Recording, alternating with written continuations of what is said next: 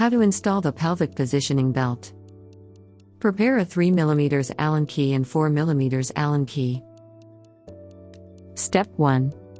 Use the 3 mm Allen key to remove the cap at the back of the seat rail.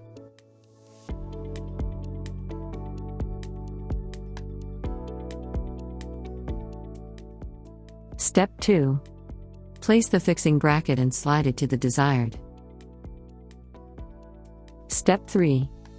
Use the 4 mm Allen key and fasten the pelvic positioning belt to the fixing bracket.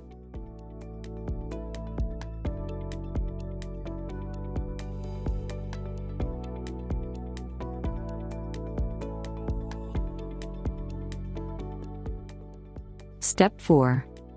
Install the cap back to the seat.